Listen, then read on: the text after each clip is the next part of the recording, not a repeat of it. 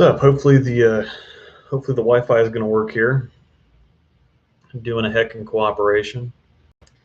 We'll give a few minutes. Give a few minutes for people to kind of filter in, and do have a few pertinent things to talk about. And yes, in the thumbnail was the rattlesnake.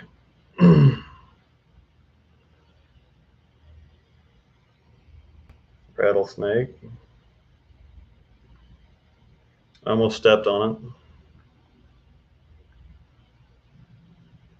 because that's where it was hiding. So that's what it looked like before I almost stepped on it.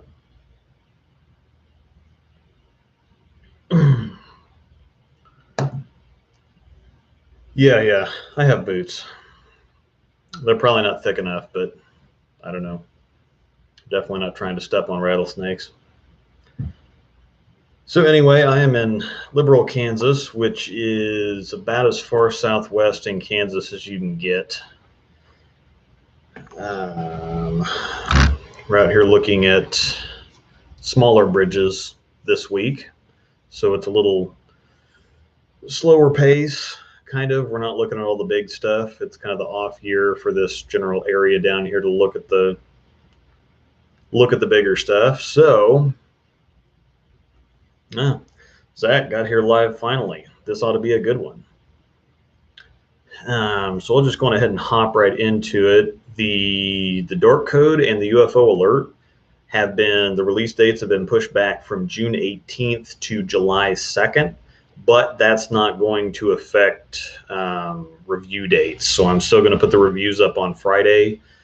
I'm going to post them probably around 9:30, something like that. And then I'm planning on right now doing a live stream afterwards where I'm going to throw them and compare them to a bunch of different stuff. So I know everybody's looking forward to seeing that stuff. Storm's already released plenty of videos for them, but I know that people like to see them out in the, out in nature, as it were. So I'll still have that stuff. And then a live stream throwing them and answering all kinds of questions after that, hopefully. That's the plan. So, and then we're going to have another Rise and Grind Sunday morning, probably talk more about what I'm talking about right now. But so for starters here, I'll throw up a little disclaimer that Storm may or may not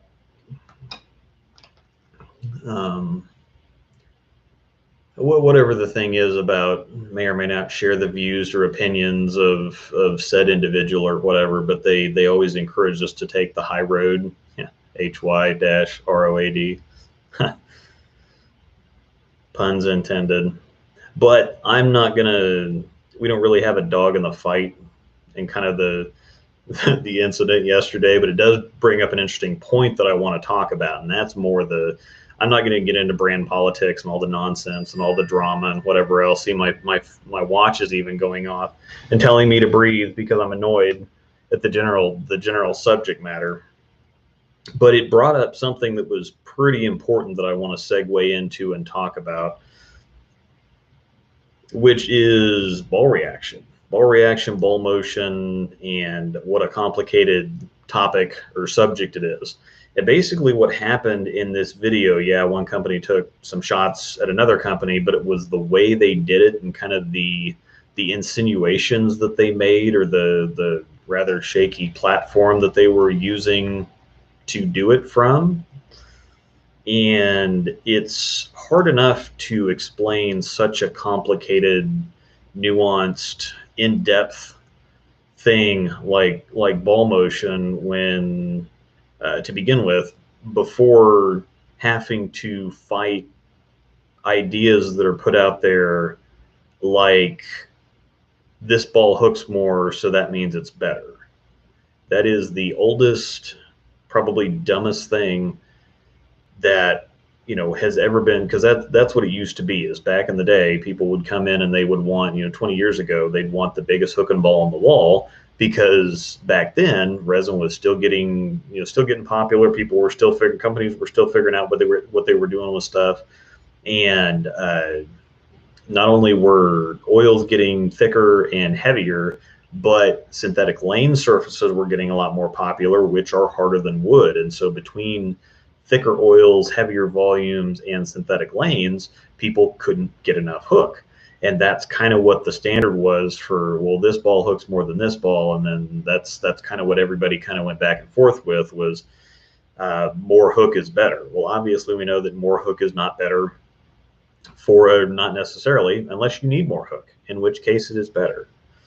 But if it was better universally, or if that's the only thing that mattered, then the balls, the four longest tenured balls outside of reactive balls, outside of urethane or plastic, IQ Tour Solid, High Road Pearl, Venom Shock. Those are the four longest lasting. They've all been out for 7 or 8 years at least. The High Road's been out for 12. I think we're going on lucky number 13 this year.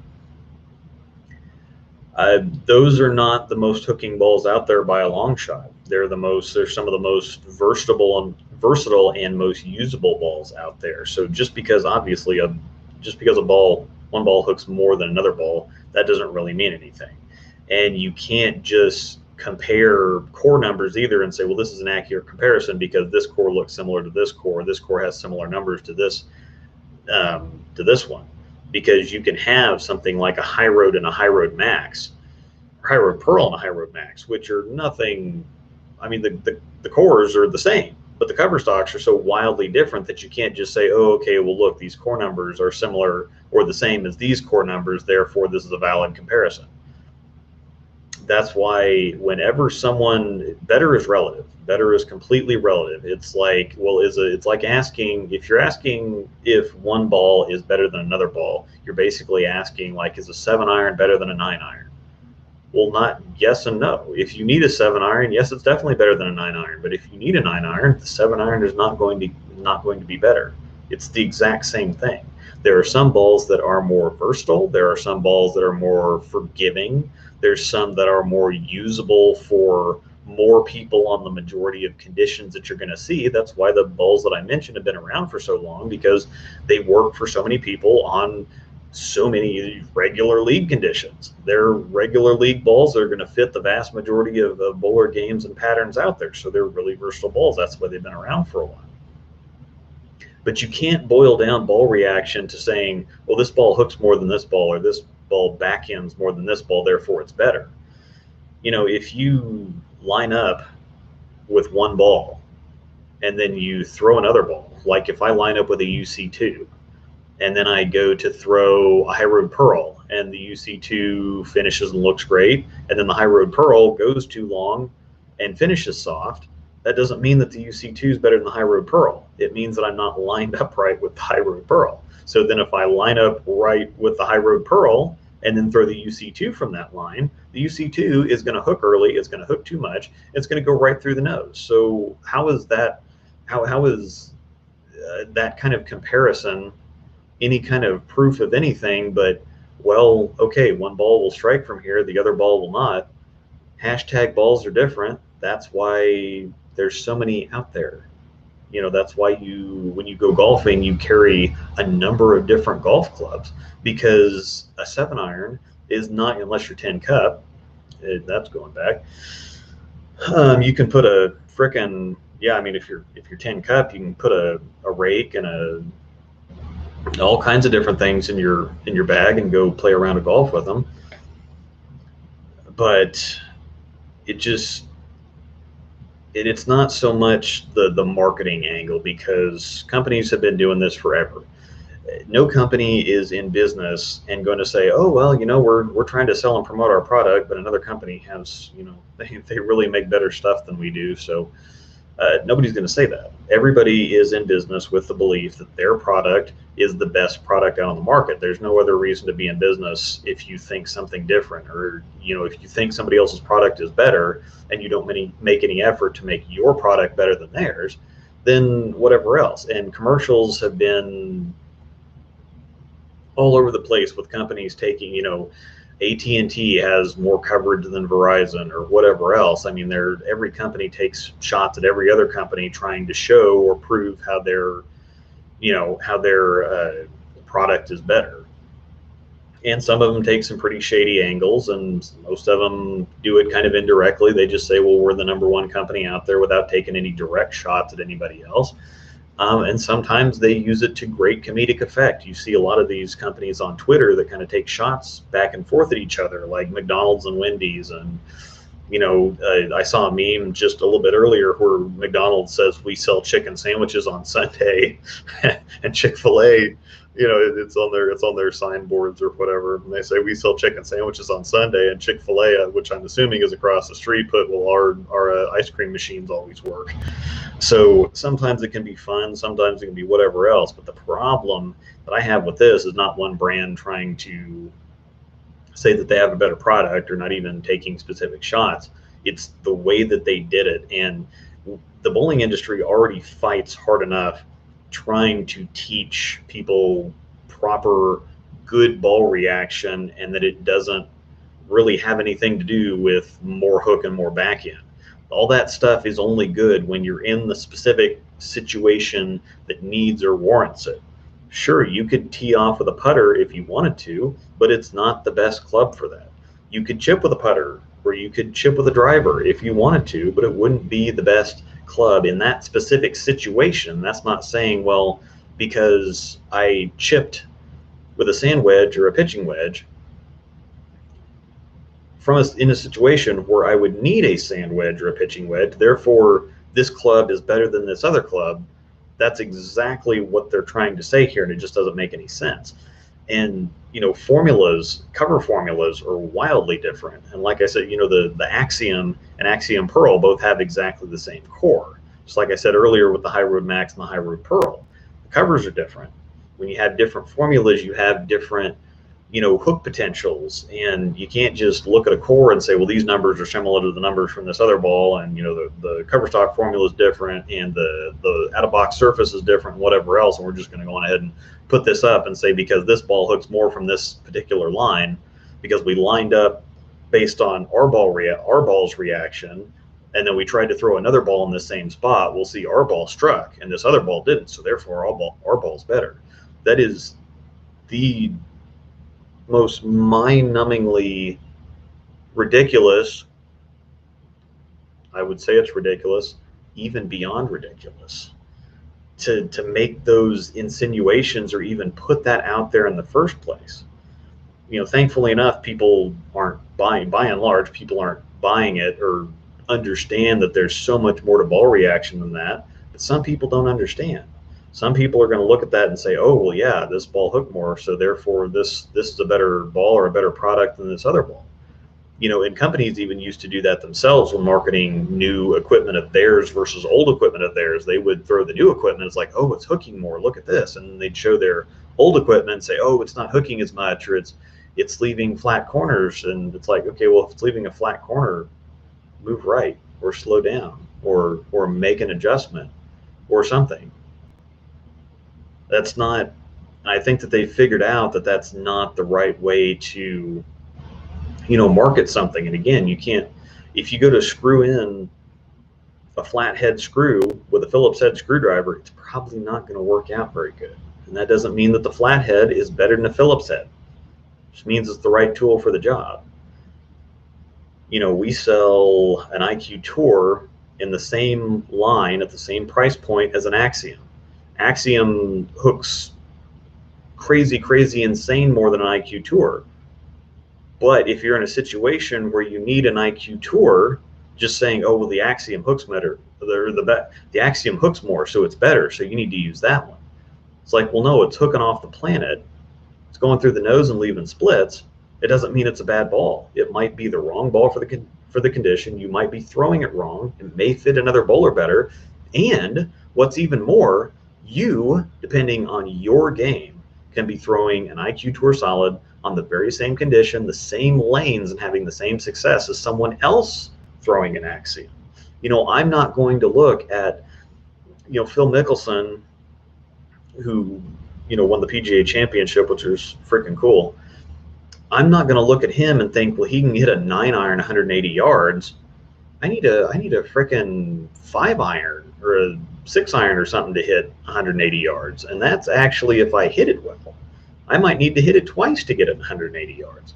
But I'm not going to look at him and think, well, okay, well, his ball striking's better. He's a better golfer.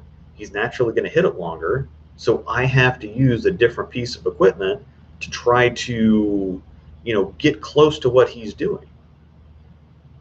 And we already fight such a difficult battle in the industry when it comes to explaining to people what good ball reaction is, or why they don't necessarily want all the hook in the world, or why they don't necessarily want something that goes crazy on the back end, or why you say, well, I'm in the market for a new ball. I'm looking at a UC2 or an IQ Tour Solid.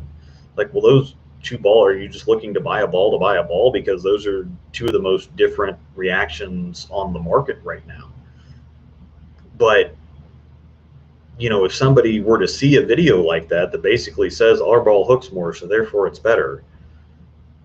Well, they have balls that hook more than other balls that they make. So wouldn't that mean that they're making, wouldn't that mean that their biggest hooking ball is the best one, and then they make a bunch of, gradually lesser, lower quality balls? So it's like, okay, well, if the one that hooks more is better, then why do you make all these other ones that don't hook as much? Why are you selling crappy equipment?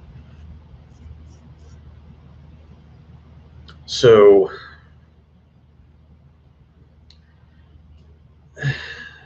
I mean, that's what's really frustrating, is it's hard enough. And again, whenever it comes to ball reaction, I never want to say or insinuate that somebody's an idiot because they don't understand all the nuances and whatever else. And not everybody wants to spend their life talking about bowling balls and ball reaction, and dedicate hours and hours of their day to understanding all the nonsense that goes into formulas and cores and the cover stocks and cover stock finishes and layouts and whatever else, just so that they can go out and bowl. They just want to go out and bowl. So they're not necessarily going to understand all the little nuances and all the little things that go into ball reaction. Nobody, I don't expect them to.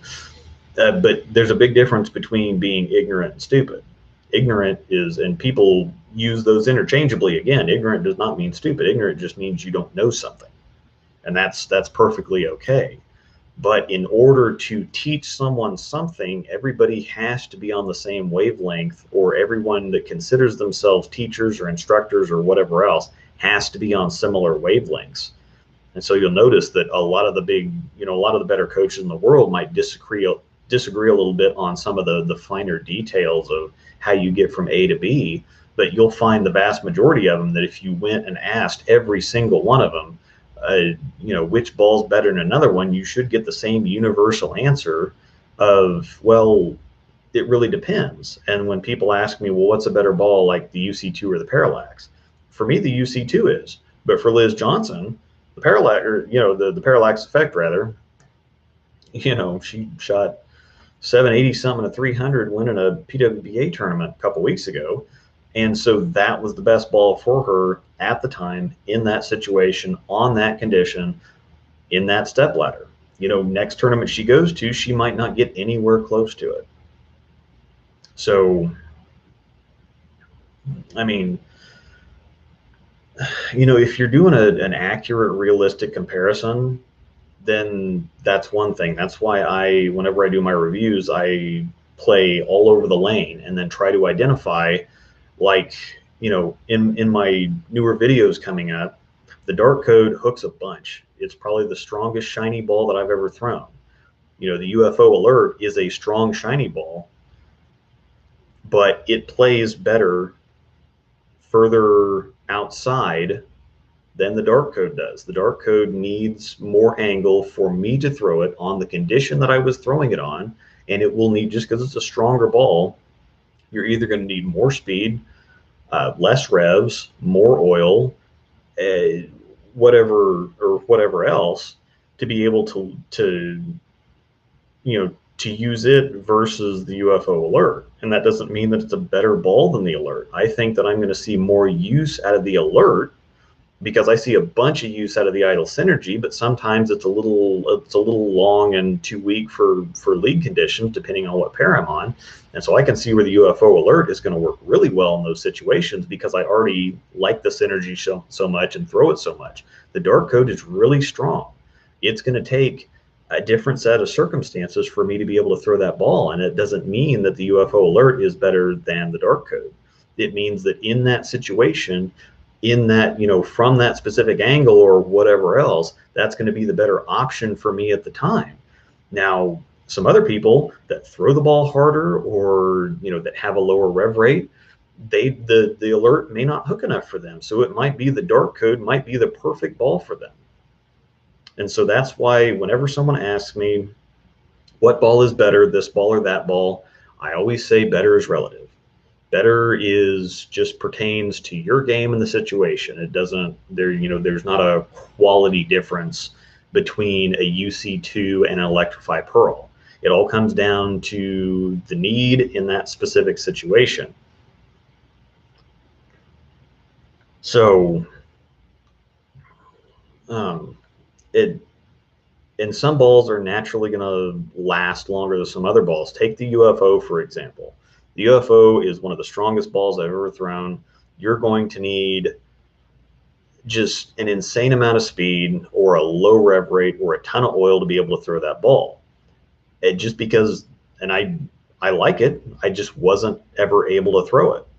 And so I still have it. It's still sitting there. I tried vacuum grips and it didn't really work out for me. So I plugged the fingers and was going to re-drill it. But I don't ever see situations where I'm going to need a ball that hooks that much, especially already still having a proton physics too, which is great and which I really like, but I can't ever throw. So if, more hook was better, then I'd be throwing those a lot more. So, I mean, all right, we can talk about this. How do you feel about using a machine for ball reviews over a human perspective? And we're not going into brand politics. Again, we don't really have a dog in the fight in this one, and Storm wants us to take the high road, and I'm trying to take the high road while still, while still discussing the general overall idea or issues with this type of video. Doesn't matter who puts it out. But I've never liked Throwbot ever, and this is where I've seen Throwbot videos before this specific certain company was using Throwbot. I never liked watching Throwbot when USB-C put out videos on it and would try to say, oh, okay, this was, Throwbot's throwing a ball. I've never seen a human actually put, that specific type of speed and it just always looks like whenever the bot lets the ball go, it's just kind of lame ducking all the way down the lane. It's a different type of a roll than an actual human person will put on a bowling ball. And we've said this before too. We make balls for people, not robots, and that's just a friendly little poke when we get poked. Has nothing to do with not taking the high road or with throwing shade or whatever else. It's a friendly little it's a friendly little nudge or a poke. I've done plenty of those things with some of my old opinion videos and whatever else. And Mo always used to have this thing about I wouldn't drill a symmetrical ball pin down unless you want to leave a lot of 10 pins. And so I made a video called Pin Down Symmetrics Carrying Everything, because depending on the bowler and the situation, pin down might be a lot better than pin up. But and that's the thing, is he wasn't necessarily saying it's like you should never drill a symmetric ball pin down. He was saying because bowling companies market to majority, like 98% of the consumer base for any company is going to be your average league bowler. So, you're not going to put something out there that says, oh, you should drill, for the vast majority of people with the vast majority of conditions, with the vast majority of symmetric bowling balls, pin down is going to look bad. And so even though pin down symmetrics look really, really good for me on the right side because of my ball speed was 9 miles an hour and I hit the crap out of it because I had a chicken wing, that didn't mean that while I was in the pro shop that I ever drilled anything pinned down unless somebody either specifically requested it or they had the same problem that I did. Everything else was going to be pin up the vast majority of the time because that's just going to look better on house shots for most bowlers. So, I mean, so yeah, I don't the machine thing. I've never liked Throwbot ever. Period. I think it just doesn't look like any type of roll that I've ever seen a human put on a bowling ball. And it's always got the ball always has negative tilt, and even though they say, well, it's got 7 degrees of tilt, well, it's obviously the ball is tilting this. It's not tilting this way and rotating this way as it's going down the lane. It's rotating this way. A negative tilt is always going to make something straighten and flatten out. So, but no, there's no putting on the spot there. I've never liked Throwbot, so I just don't think it gives you any information. Specto is extremely helpful, and so if you can have a human robot like Steve Klompkin, you put him on Specto, good things are going to happen, and I think you're going to get more information from that. And beyond that, the numbers don't tell the whole story. I don't know how many times we've seen Specto numbers on the PBA shows, and somebody will bullseye their target, and even though they struck last time on that lane, they won't strike again. Or there's always all kinds of little nuanced things that the numbers aren't going to be able to pick up. The numbers aren't going to tell you if somebody got the ball down a little quick, or if they came a little bit too far up the back of it, or got around it a little bit too far. These things are going to change, and these things are going to change the numbers too. And aside from that, when the lanes transition, if the ball senses early friction, it's not going to get to the break point that it was on the line to get to. So if you have early friction at 30 feet, the ball's going to dig in, it's going to slow down, it's going to start hooking. And so they're going to say, oh, well, they just missed his break point target in. Not necessarily. It could have been early friction. It could have been any number of things. And it looks like a miss on paper. But if you just look at that on paper and say, oh, well, okay, we'll throw that one out because they missed inside, it could be transition. And that's something that you have to use these things for, that you can't just look at everything on paper and use robots and any other kind of nonsense. So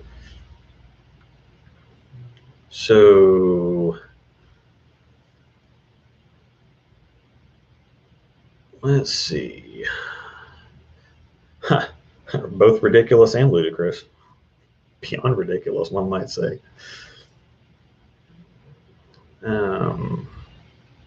Yeah, and that Amleto, going back to what Amleto said a few minutes ago, what's more worrying is that people look at that and think it's facts. This proves X is better than Y. And again, I'm not saying, some people are just ignorant, and that's not a bad thing.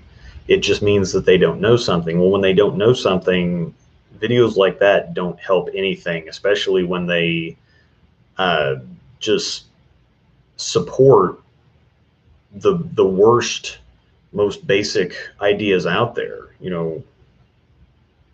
Woof. All right.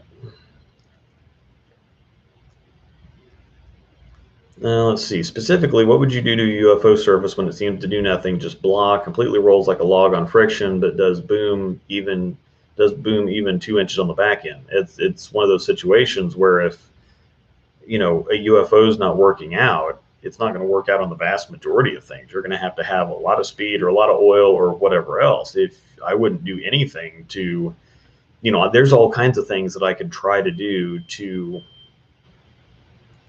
There's all kinds of things that I could do to try to force a UFO to work on a condition that's not designed for.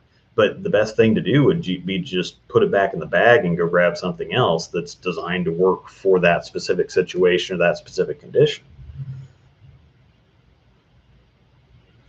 So, you think it'd be worth making a video on ball reaction based on how early you get the ball in the lane, and the farthest from that would be lofting it from the same spot? some things are too hard to see on video. There was several videos actually that I tried to make last summer that just didn't end up getting the point across that I wanted to get across, because there's some things that video and specto are just, like I said, they're just not going to help with. So it's just,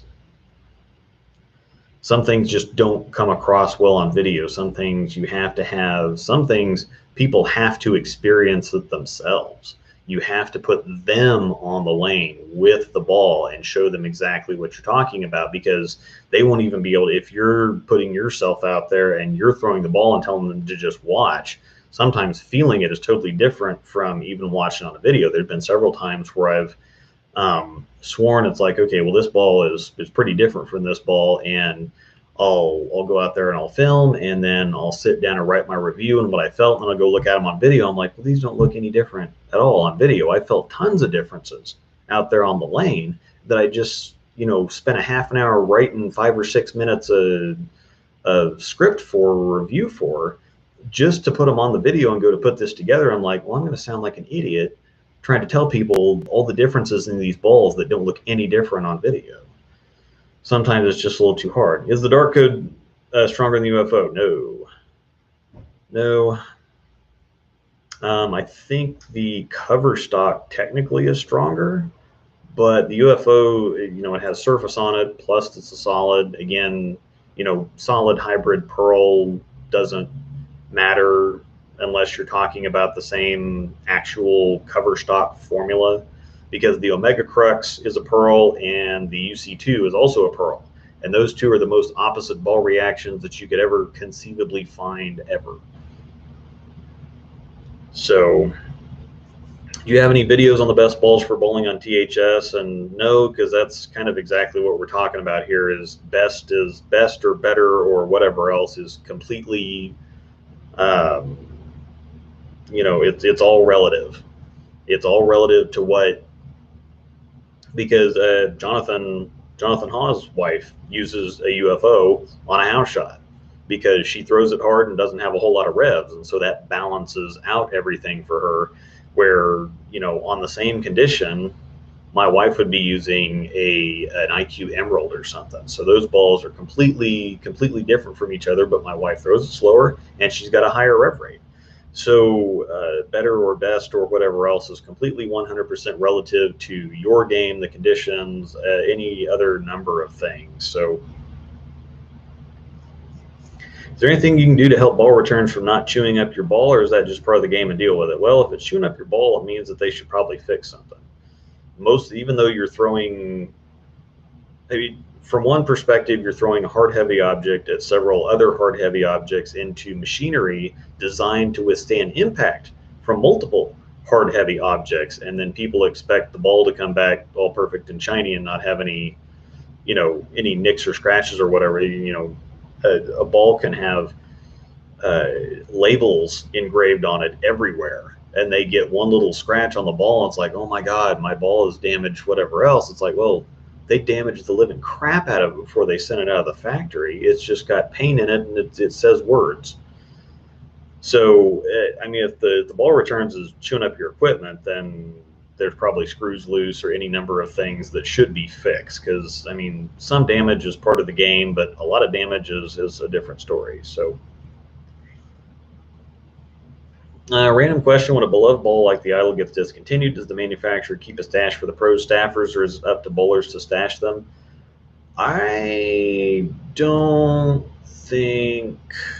actually don't know the answer to this. I know that a lot of the bowlers will, if they have something they like, they'll get a big stash of it themselves. So I don't think it's anything, and from the manufacturer perspective, they want to kind of promote and push and show off the latest and greatest. And so when you have, like our staffers still throwing Alpha Cruxes on TV, they're happy that, especially if the staffer wins, they're happy that the staffer is using their products and is showing off the brand and making it look good, but it does no one any good to advertise or show off or use a ball that's not in production anymore, than that you can't get anymore. So I would highly doubt that the manufacturers have extras available, or, now still, I think a manufacturer would rather have their bowlers make TV shows with old or outdated equipment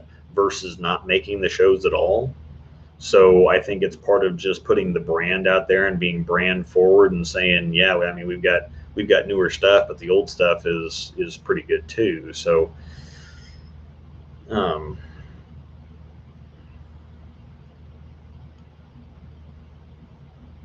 so anyway, I could go, I could. This is something that I could talk about all day long because it comes down to, again, perception versus reality, and not all perception is right. Sometimes you have to ask yourself questions. You have to do your own homework. You can't just watch any video. You can't watch one of my videos and just decide, oh wow, well, this ball hooks more than this ball, and so this ball's better, and so I'm going to go get this ball. You'll never hear me say anything like that. That's why I try not to. I will let you know if the ball works out for us or not. But again, better is relative. So you won't ever hear me say, well, this ball's better than this ball. You might hear me say, well, this ball's better from angle than this one is, but this one might be better from straighter angles than this one is. Just like the dark code and the UFO alert. It was really, really hard to get the dark code down the lane from straighter angles just because it's so strong of a ball and it's really responsive too. So it's going to hook a bunch to begin with, and then when it hits friction, it's going to hook more. And the UFO alert has a weaker cover stock formula on it, so it was easier for me to play straighter with it. I could get deeper with it as well, but the dark code's also going to handle heavier volumes than the alert will too. So again, better has nothing to do with anything. I like them both. We both, the wife and I, like them both a lot. But we're both going to end up using the alert more than we will the dark code, just because the dark code hooks a bunch and it booms a bunch. So it has nothing to do with better or quality or anything like that, because when we find ourselves on heavier volumes or lower friction lane surfaces or something like that, the alert may not have the teeth. It may not start up early enough. It might not have enough overall hook, and the dark code might be something to step in and give us a similar look, just in that different situation. Or we might use the dark code first, and then when the lanes start burning up or transitioning, then we can step right down to the UFO alert and have a perfect little combination 1-2 punch there. So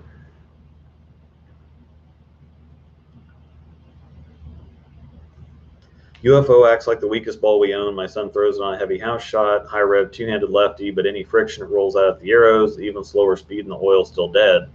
That would tell me that it's not really that heavy of a house shot. If on friction, it's not designed to work on friction. So that's kind of like saying, well, I'm 30 yards out from the green and my 5-iron keeps hitting it way too far. What should I do? It's like, well, don't use a 5-iron. Use a little quarter swing on a sand wedge or something. But if it's not hooking, remember, a hook is not a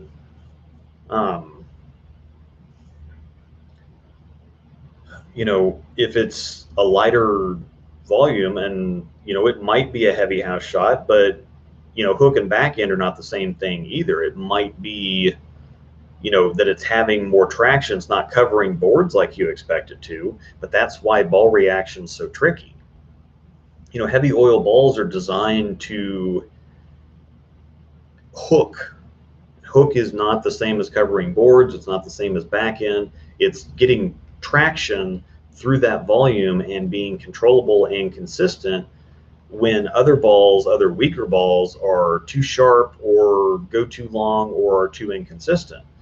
If you're on true heavy volumes, then heavier oil balls are going to look a lot better. They're going to give you the traction, they're going to give you the control, and they're going to look like weaker balls do on lower volumes.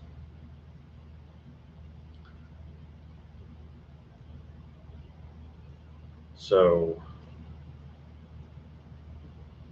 haven't bowled nationals yet this year. We're actually going the last 2 days of the tournament. So So yeah, we're going July 18th or 17th and 18th. So we'll see what happens, but scores have been pretty high so far. So I think since they're only having, since there's only about half the traffic on the lanes as there used to be. Yeah, Iron Man, just send me a video over Facebook Messenger. That's a lot of people do stuff like that. So yeah, just send me a video. We can talk about it, and I can help you troubleshoot it. So yeah, just find me on Facebook and shoot me a message. That'd be the easiest way to do that. So, can the UFO alert be a duo to the original UFO? The cover stocks, and this is another thing. The cover stock formulas on these two balls are so wildly different. I mean, UFO has Microtrax S20 on it, which is a super strong nano-based formula, very NEX-like. It's not quite as sharp, um, but very strong, very aggressive, very early. If you can't get the UFO to hook, there's something wrong. There's something wrong that just that's just all I can say. The UFO alert has the refined E-Trax cover on it, and so we had, you see stuff on like the Idle Pearl nuclear cell, so we'd have E-Trax P18, E-Trax P20, whatever else. The new just basic E-Trax that's on the Synergy and the UC2 and now on the UFO alert is cleaner, sharper, and weaker, I think, than the E-Trax P18 that was on the Idle Pearl. The Idle Pearl seems stronger earlier and a little bit smoother than, and there's different covers in them, or there's different cores in them. But at the same time, the Idle Synergy with the new E-Trax hybrid feels more like a Pearl, traditional Pearl, long, snappy. The Idle Synergy goes longer and is sharper than the Idle Pearl. And the Synergy is a hybrid, and the Idle Pearl is a Pearl, obviously. And it's the same kind of formula. So I think that E-Trax P18 is a stronger version of the formula than E-Trax is. And I think that things were getting, every year it was getting crazier strong, crazy strong and crazy strong and even crazier strong. So like the nuclear cell was just ridiculous. It hooked off the planet and it back ended off the planet, and it was just nutso all over the place. It is also not crazy usable for a lot of people because of that. I could never use it. I liked it, could never use it. Something like the UC2, which is not much weaker of a core. It's just not much weaker of a core than a nuclear cell, but with just E-Trax Pearl is a whole lot more usable. It's still got plenty of hook, it's still got plenty of boom, but it's not as overwhelmingly crazy as the nuclear cell. So July 16th and 17th for me. See you out there. Yes, and they lifted the. We'll actually be out there the 15th or 16th because we're going to bowl some of the side stuff, the Bowler's Journal, and we're going to do a team practice session. So we're going to be out there a day or two early also. So yeah, I might have to see you out there. Was wondering if it's okay for me to ask what the dual angles for your 5 and 4 inch ASIM layouts. For the normal ASIM layout, which is 5 by 3.5 by 2.5, it's something like 45 by 5 by 30 or 35. So like 40 by 5 by 35 is my regular one. Now my new one that I'm using that I just started using here recently is 4 3/4 by 3.5 by 3.5, which is something like 45 by 4 3/4 by 45. It's pretty, or 50 by 4 3/4 by 50 is kind of what that comes out to. So we just got the UC2. I think it's one of the best, most versatile balls on the market right now. And again, best, better, whatever else is relative, but basically when you're comparing bowling ball quality to another quality of another similar bowling ball, generally people are looking for versatility and forgiveness. That's kind of what qualifies something to be better than another ball. If you have a ball that should be working on a certain condition, and that doesn't mean that, there's all kinds of different cores, formula, cover stock formulas, whatever else out there that make up bowling ball reaction. But if you have something that's designed for a certain condition or whatever else that should be working and it's not, or even if you compare something like, say, the high road solid. Let's use the high road solid, R2S solid, and the high road core, and you think, what could, what could not be better than that? Because it's one of their best covers, their most versatile, forgiving covers on one of their longest running cores out there, period. The high road solid was not great. And it's hard to explain sometimes why something is not great, or why, when you're talking about, well, best or better is relative, but it wasn't very versatile for a lot of people. It wasn't very forgiving for a lot of people. It's one of those that it puts you into angle issues, or it was a little too smooth and then it wanted to be a little too jumpy on a small adjustment, or you'd adjust the surface and it wouldn't ever quite fit anything that a lot of people tried to do. Now, there's a lot of balls that just won't fit certain people, like the Axiom Pearl. I hated it. I couldn't get along with it, but there's tons of people that have shot, Brent Bowers in Wichita shot 899 with his. So obviously better is relative. If I say that ball sucks, he shot 899 with it. So obviously it doesn't suck for him. It might suck for me. It doesn't suck for him. And so that's why I try not to say stuff like that. And there's a lot of people that have looked really, really good with the Axiom Pearl. Take Jeff Riggles, for example, the 11thframe.com guy. He doesn't like the original High Road. He never got along with it, and he never got along with the original IQ Tour Solid either. And those are two of the best, most versatile, best-selling balls of all time, but they didn't work for him. Now, obviously, they've worked really good for a lot of other people. So my Axiom Pearl situation is kind of like his High Road and IQ Tour Solid situation. But they've worked out so well for so many different people. That's why they've been around for so long. The High Road Solid came out pretty quick and didn't last very long because it just wasn't as good as other balls. Now, and sometimes there is such a thing as, this ball is just not very good, or it's not. Some balls are a whole lot less usable than other balls, and whatever else. Higher, bigger hooking balls are going to be popular, proton physics, UFO, stuff like that, but you're not going to be able to use them very often. Conversely, that's why they cycle in lower end balls quite a bit more too, and why it's such a rarity to have something like a Hustle Ink last so long, because lower end balls are generally not very popular to begin with,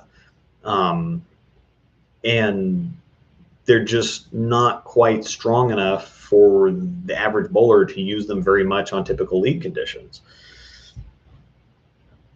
But as far as, ball quality goes, some of them just aren't as versatile or usable for as many people, period. Or some people just don't ever understand them or what their uses are. Their uses might be a whole lot more specific than other balls. Like the ProMotion is my favorite ball of all time. I've got tons of them. And I have a ProMotion with me 100% of the time since it came out. I have had a ProMotion with me 100% of the time since it came out, both hands, period. Because it's just the best ball that I've ever thrown. It works so well for my game, but it sucked for a lot of people. And I think it sucked because they didn't understand it. But I will also say that where it's very versatile and usable for me in a wild amount of situations on a bunch of different patterns and different centers and whatever else, for a lot of other people, it had a very, very specific use, and it's when they needed stronger urethane, basically, or more resin shaping urethane. So I can understand where it's the best ball I've ever thrown, where it might really suck for other people or just not come out of the bag very often based on their particular game. And because of that specific ball's design and what it did on the lane, I can understand why it wasn't very versatile for a lot of people. It wasn't usable for a lot of people, and it just wasn't going to see a lot of time for a lot of people. So by the numbers of the definition, it wasn't a very good ball. I think it's an amazing ball, but it's a whole lot more isolated of an opinion on that specific ball than something like a phase 2, which is a similar type ball motion, but it's just the phase 2 is more usable for more people in more situations, for more angles on the lane. It just sees lane time more than certain other balls do for a lot of people, and that's why it's been around for a while.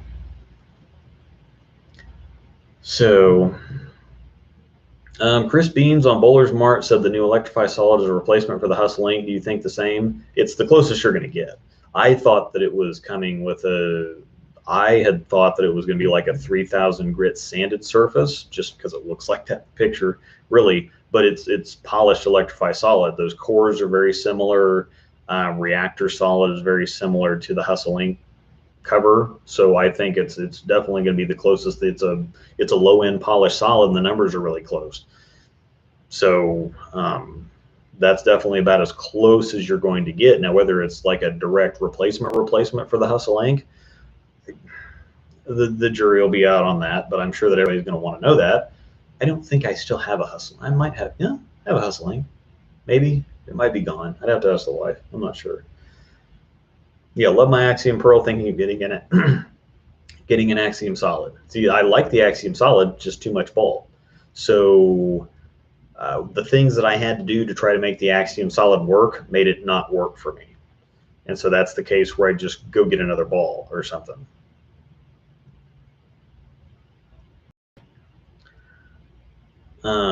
With the problem you were saying, are you getting down to the layout to adjust the reaction? I'm not sure. I'm sorry. I'm not sure what exactly we were talking about. With the problem you're saying, are you getting down to the layout? Yes, I had a couple different layouts on the Axiom Pearl and a couple different surfaces, and it just didn't work.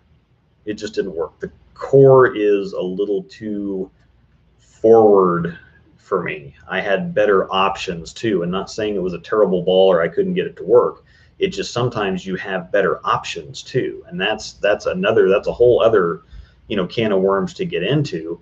That would be something coming down to like the Axiom versus the phase 2. Very similar balls, very similar applications, but if you use one more than the other, it doesn't mean, well, I prefer the Axiom over the phase 2. It doesn't mean the phase 2 is a bad ball by any stretch of the imagination. It just means if it's more versatile for you or it fits your game better and you use it more, there's just not really a point to having the other one. So, and sometimes a ball or ball type just doesn't fit for you very well.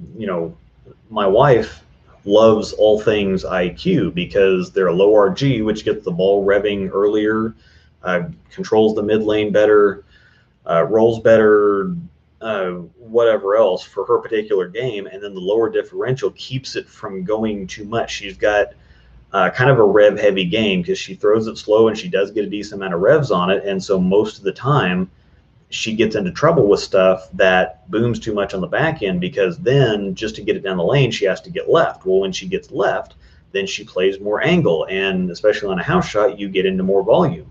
And so sometimes you can have something like like a parallax that she actually likes and she wants to drill another one, but it was so strong that it forced her left to get it down the lane, but then it was so smooth that it gave her angle issues when she got far enough left to get it down the lane.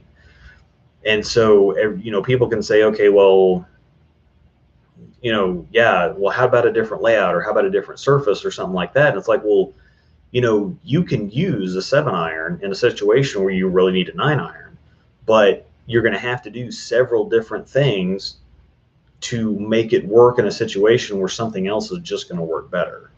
So having so much equipment myself, I can't afford to spend a lot of time trying to force something to, if I don't like a ball with a layout that works really well for me, it's like, well, this layout looks good on a bunch of other ball types like this. I put it on the Axiom and Axiom Pearl, and I just couldn't really get them to work that well. But I really like my idol. I really like the idols.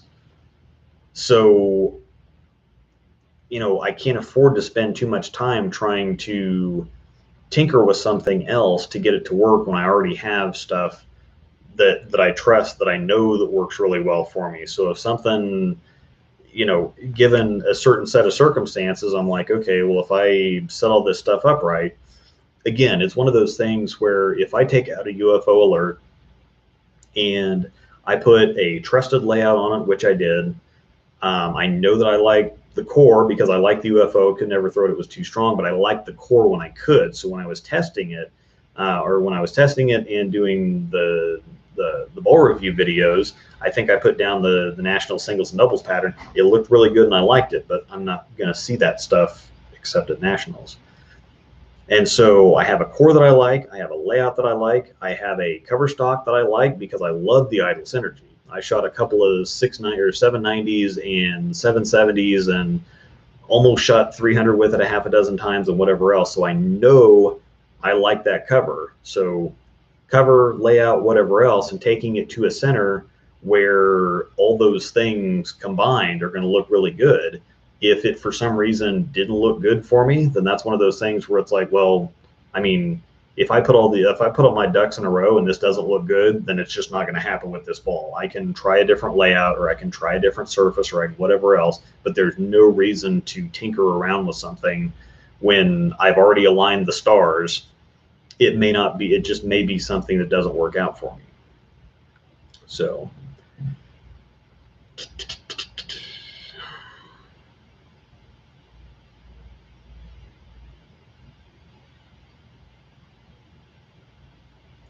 let me see if I got. How do you resurface your ProMotion? I don't touch the surface at all. But the issue is I've already tried multiple surfaces on it, so I'm wondering what process he uses to resurface, being he likes his.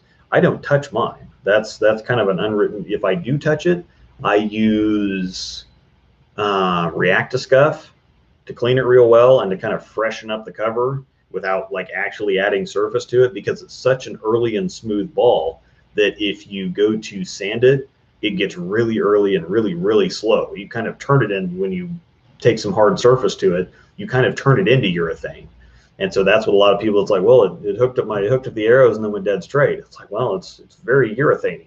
So what I did is I let it lane shine, and then when I do take React-to-Scuff to it to clean it, freshen up the surface, whatever else, I don't pay any attention to it until it gets shine back on it. And so what I'll do is I kind of make it I made it my 7-pin ball now.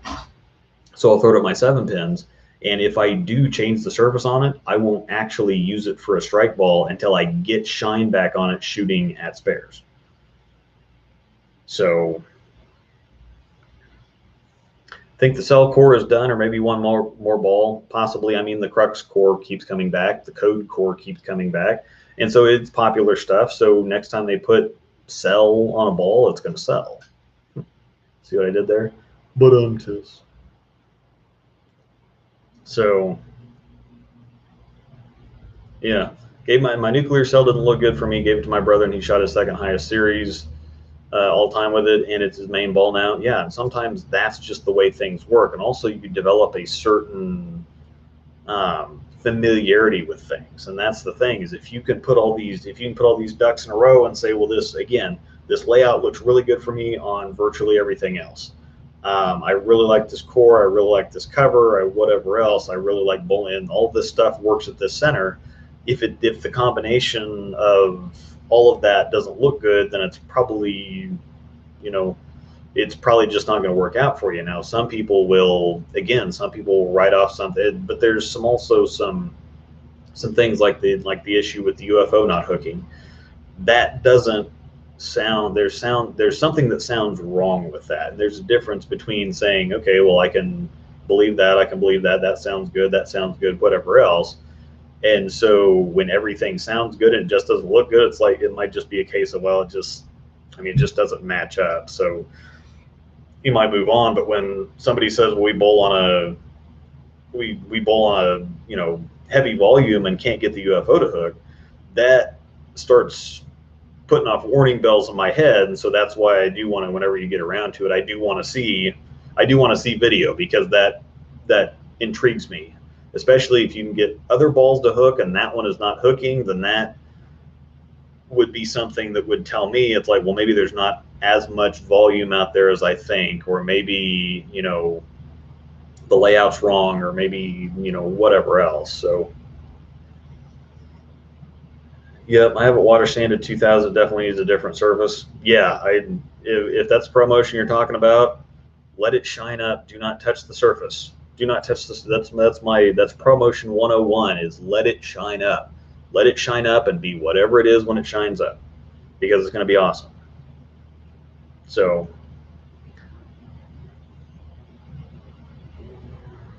thanks for the previous reply. As a lefty yourself, do you see using even shorter pins in the future and smaller primary angles like 10 to 20 degrees on sport conditions? Yeah, short pins work really well, generally speaking, on the left side to begin with, and then especially on tougher conditions. I've found that I like using ball type rather than trick layouts. Ball type works better for me than trick layouts because I can kind of manipulate my hand and control other things. Like the IQ Tornado Pearl with a 5-inch pin on it looks amazing, amazing at 2000 or 3000 on tougher conditions, because it's just, I've got enough games on it now. It's really, it's the smooth ball type. So it's a number one, it's an IQ, so it's got a low RG and also a low differential with a low flaring, with a kind of a lower, medium low flaring layout on it. Because of the cover type, it's very continuous. Because of the core type, it's very continuous. And because of the use that I've gotten on it, it's calmed the cover down a little bit. And so everything is just smooth. Plus, with it not being a shorter pin, it's not going to read early and then be ultra crazy smooth down lane. It gives me enough ball motion to play with that I can adjust the rest physically. So I've tried a couple short pin balls. I don't really like them. And if it comes to that, if it comes to needing that smooth of a reaction, I'm going to be in urethane. So I'm going to be in urethane or my ProMotion or IQ Tornado Pearl the vast majority of the time, rather than do something with like a short pin. However, you watch Jacob Buttriff, everything is short. If he's not throwing urethane, everything is short pin. Everything is short pin. But he's got a lot higher rev rate than I do. He's got a lot higher rev rate, and he rolls it even a little bit more than I do. He's got a really heavy early roll, and so to get the ball down the lane and to be tame reactive stuff, because he's used to throwing urethane, he's got the perfect game for urethane, but to slow down reactive stuff enough for him to where it's, you know, only going slightly sideways instead of crazy sideways, short pins are what balances all that out for him and gives him the same look that I would get out of like a 5-inch or 4.5-inch pin. So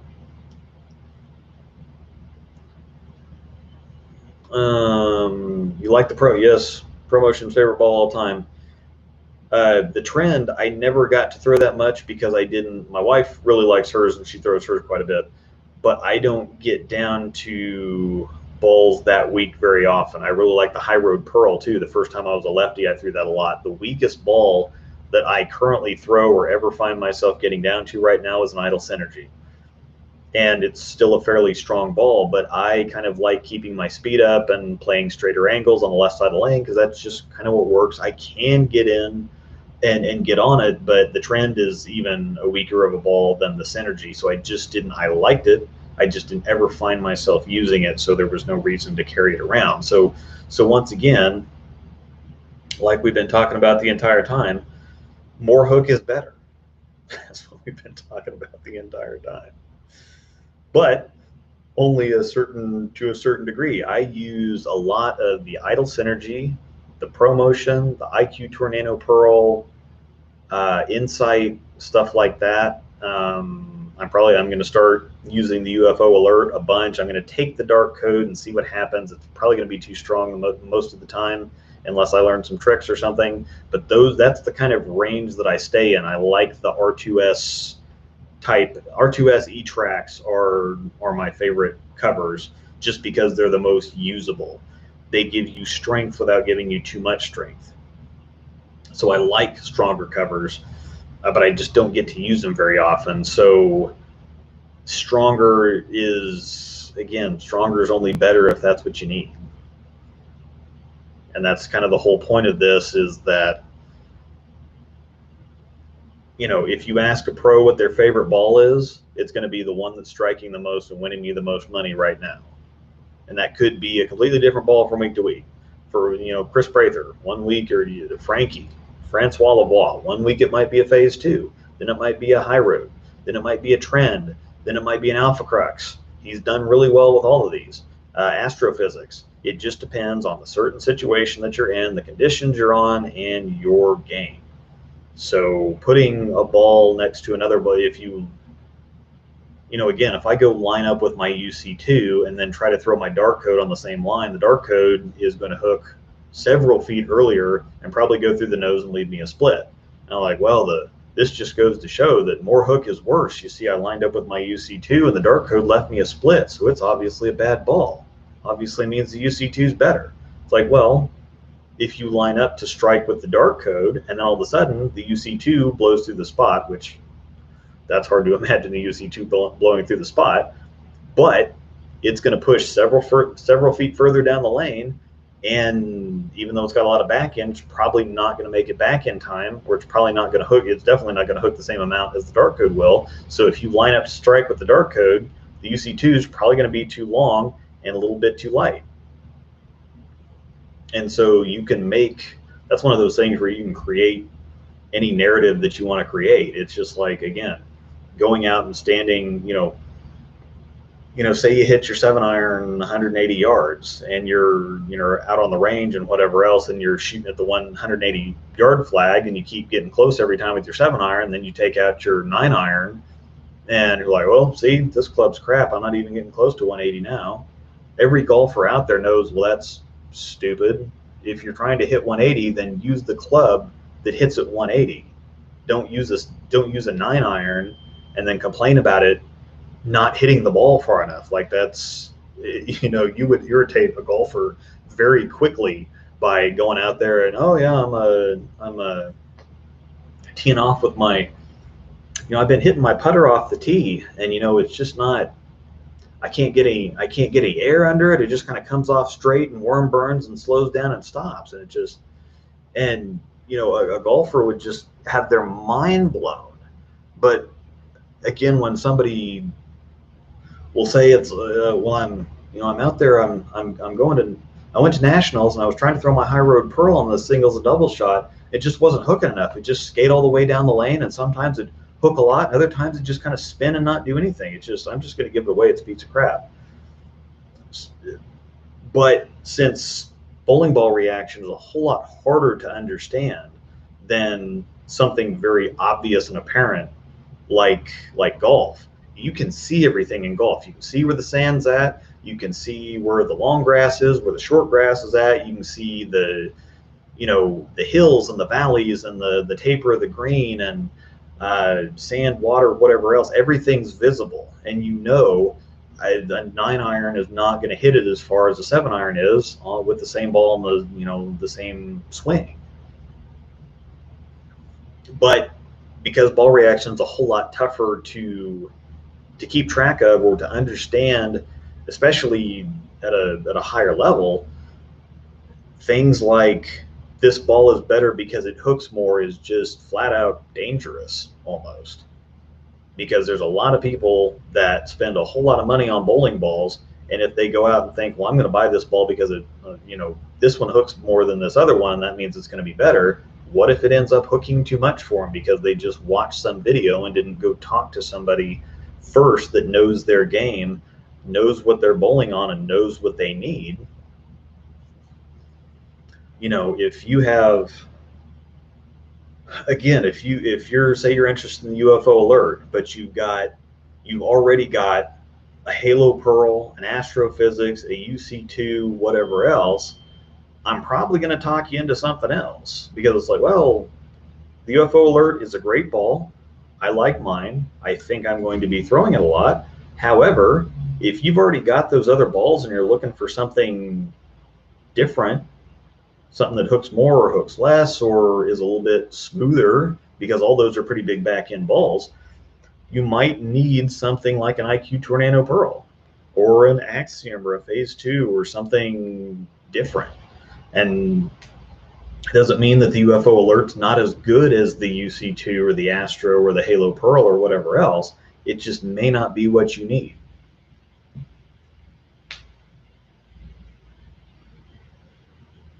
So, all right, well, I've rambled long enough, and I need a nap, I'm pretty sure. Hopefully I don't get in trouble for this. But, I mean, ball reaction stuff. And you can't always, that's what I'll tell everybody else too, is you can't just watch a video. You need to go talk to somebody. You need to go talk to a pro shot professional. So even if you look at something like the dart code and think, well, this ball, I really want this ball, it's going to be great. If you throw the ball 13 miles an hour and have a 400 rev rate, you probably shouldn't be buying a dart code. You should probably be buying an electrified pearl or something, or a high road pearl, something that's going to fit your game better. It's not because it's a better ball, it's because it's a better ball for you. You know, the best ball at the time, like I said, like any pro will tell you, is the ball that's knocking the most pins down. Because that's what it's about. There are two major main rules in bowling. Stay behind the line, knock the pins down. Some people make it a lot harder than it needs to be. And if you have a mentality like more hook equals better, you're never going to knock more pins down. Or if you have some tunnel vision mentality that says, well, I need to drill everything pin up, or I need to drill everything pin down, or, you know, everything needs to have surface, or everything needs to be polished, or if I'm not striking from third arrow, then I need a different ball, or something like that. If you have tunnel vision, don't stop and ask yourself, okay, well, I'm sucking, I'm not succeeding, and everybody else that I'm bowling with is doing really well. Why not? Or, like, not to keep harping on the UFO thing, but if, you know, all the information lines up and say, well, the UFO, that's why he's asking the question. He's like, the UFO is not hooking. It's supposed to be a big hooking, strong ball. It's not hooking. What is the problem here? You know, which is the right thing to do. You ask the question. You send a video. You talk to somebody who knows what's going on and can help you figure it out instead of just saying, this ball was supposed to be a heavy oil ball. It sucks. I'm getting rid of it. There might be some piece of information you don't know, or some adjustment that you can make to get it to work out. Ball reaction is tricky. So anyhow, yeah, stay behind the line. Packy disagrees.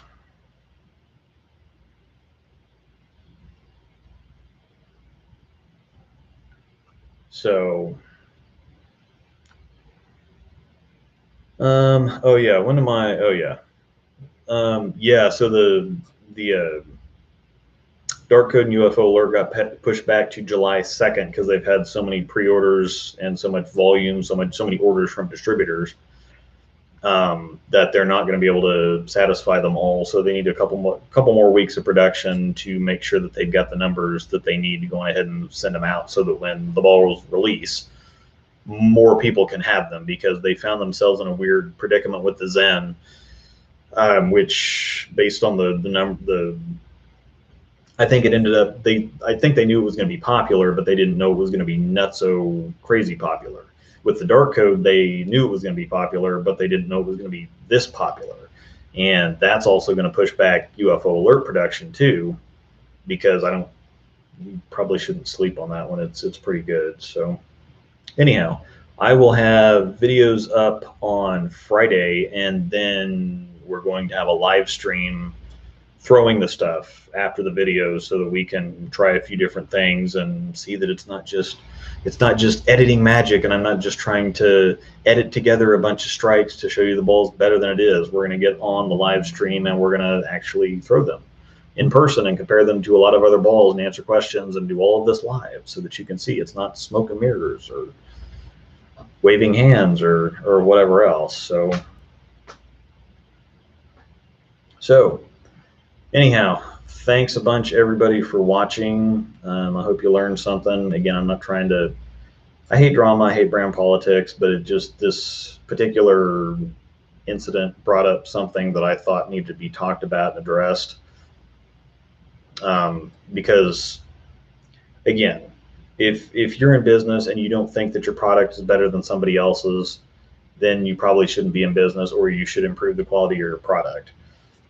And manufacturers, companies have been making commercials, taking shots at other companies, or trying to prove why theirs is better or whatever else for as long as, you know, marketing's been around. I mean, people would always, even way back when, everybody would have the best beer in town or the best food in town or the best whatever else, whether they did or not. And even whether you're taking direct shots or indirect shots or whatever else, you're the number one, you know, company in golf or something like that, is still taking shots at the other companies, just indirectly, but you're still saying you're better than everybody else. You're just not specifically saying who you're better than.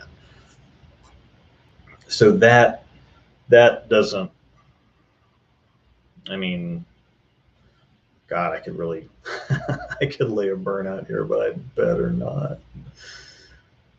But anyway, so the marketing aspect of it, the marketing aspect of it is, companies until the end of time are going to say our products are better.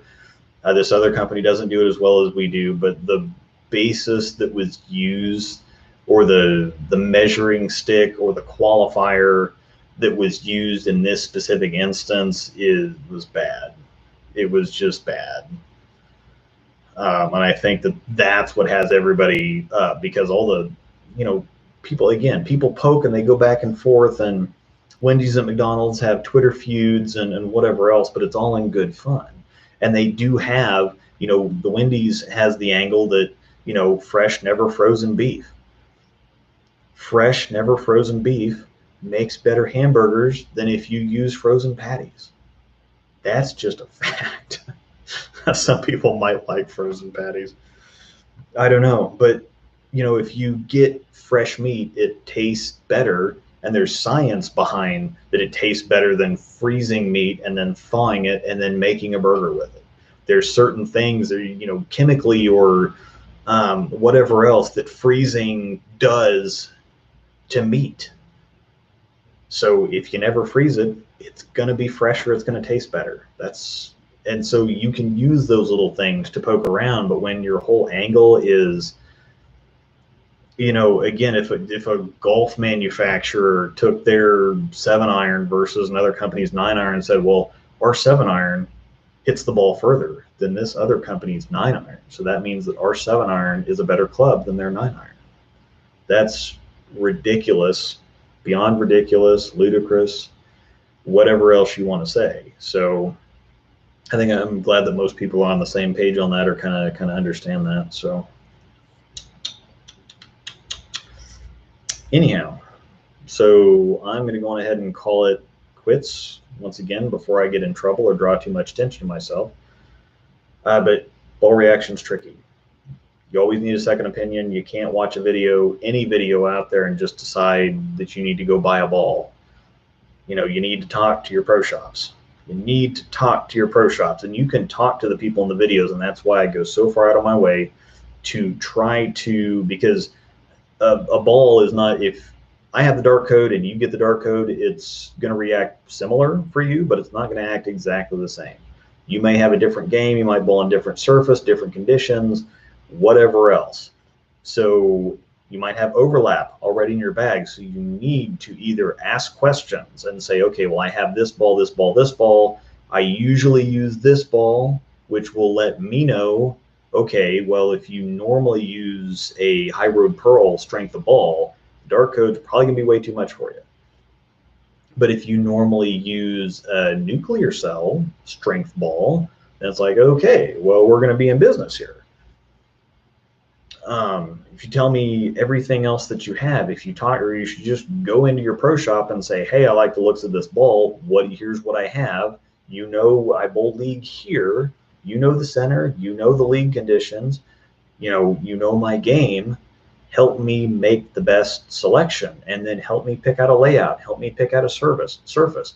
Maybe, if maybe the axiom is the ball choice, but not at the box surface. Maybe it needs to be polished up, or maybe You need to, there's a lot of people that don't like factory polish because it makes the reaction too inconsistent. So there's a lot of people that put it on the spinner and take it to 3,000 or 4,000 before they ever throw it, because they know that that's one of their keys to ball reaction. Again, like I was saying, if I take something like the UFO alert, I just automatically knew that I was going to like it. Before I even drilled it, I'm like, I like the core, I like the cover, I like factory shine.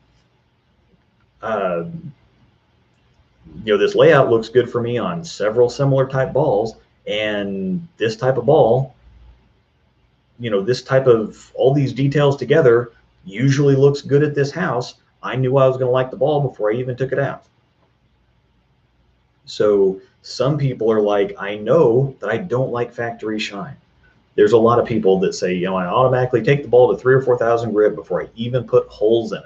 They don't even try it because they're like, if it doesn't look good for me with this layout at this house on this condition at 3,000 grit, it's going to look worse for me with polish on it. So, sometimes it's trial and error. Sometimes it's experience. It's all kinds of things. I don't want to end the stream. I'm rambling. Anyway, thanks, y'all. We'll talk to you later. I always think of more things because my brain never shuts off. And if you want to continue the conversation, you can see that my wife has posted a link to Discord. I have several free channels. I also have members. I have several more members only channels. If you want the free side, cool. If you want the extra stuff, it's $5 a month. And until the first of the month, you can get a free trial if you sign up. If you're not that into it, that's fine. It's there if you want it. It's there if you don't want it, or if you don't want it and say, I don't want to pay to join a chat server, that's fine. You don't have to. So anyway, thanks everybody. Good chat, good talk. We'll see you later.